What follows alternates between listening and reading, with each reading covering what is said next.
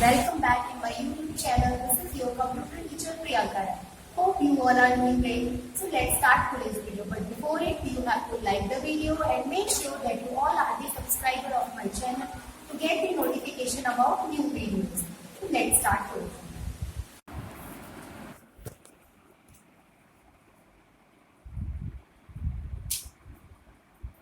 Student, in last tutorial we have discussed the true false of chapter number 5 and one program of HTML. In today's tutorial I am going to discuss with you the another part of exercise as well as one program of HTML in which I am going to explain you how we can use reverse order list. Okay, like in last program we have done that about the cell, okay, how to place the cell, and in today's tutorial I'm going to discuss the program of reversed order list. Okay, so let's start.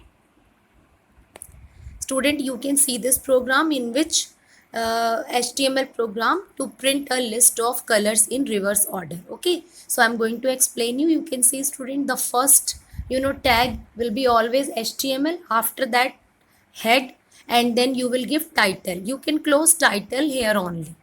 After giving the particular title, you can close title. After that I will write body tag, because in body tag you can write your proper matter, whatever you want to write.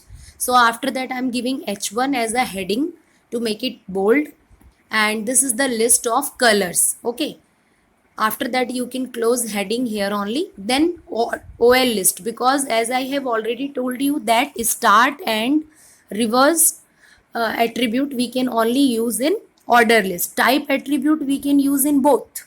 We can use in unordered list also and order list also, but start and reverse attribute we can use only in order list. So OL start is equal to 3 and then reverse. It means I want to start my list from 3, but in reverse order. You can see LI, in LI tag it means list item tag. I have given 3 list items, orange, green and red as colors. Then you can close OL list here only. After that you have to close body tag, then head tag and then HTML. Student, after writing the code, as you all know that you have to save it. So this process you all know. You can save it with the extension .html or .htm. After that you have to run it on your web browser. After running on the web browser, it will show you the output. So let's see. When you will run it, then the output of HTML program will be like this. Like I have given in reversed 3. Okay, so my list will start like this: 3, 2, 1. In reverse order it will print. If you will take alphabet, so you can give C, then it will print C, B, A. Okay, I hope you understood how to do it. Once again, I just want to show you the program. You can see the very important tag in the OL tag. Inside the OL tag, you can see OL and then start is equal to 3 and then reversed. It will start from 3 but in reversed order. So when you will see the output, it will come like this. Hope you understood how it will appear. Okay, students. So this one I have discussed the program of HTML. Now we are going to discuss the book exercise last part. Okay, so let's continue. Write one word answer of the following. The first one is list created using the UL tag. Which list created using the UL tag, student? Yes, unordered list. We can create unordered list using UL tag. Now the second one, attribute used to specify which type of bullet you want to use. So which attribute? Type attribute, because type attribute we can use in ordered list also and in unordered list to specify the bullet. A shorthand property which is used to set all the list properties in one declaration. Which one? Yes, list style. If we will use this property, so we can set all the list properties in one declaration only. Now the fourth one, a list of terms with a description of each term. Okay, student, we use the description list.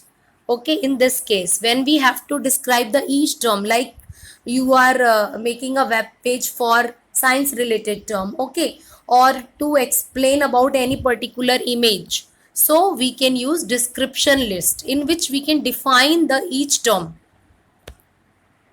After that, the fifth part, tag used to define column cell in a table. Okay, student, we can define row cell also and column also.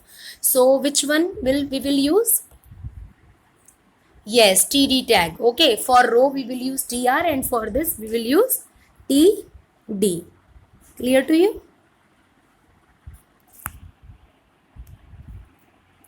Now the sixth one, student, it represents the distance between cell borders and the content within a cell. Okay, when we will talk about cell border and its content, then we will use cell padding. Which option we will use? Cell padding. And when we will apply the space between two cells, then we will use cell spacing. So remember this.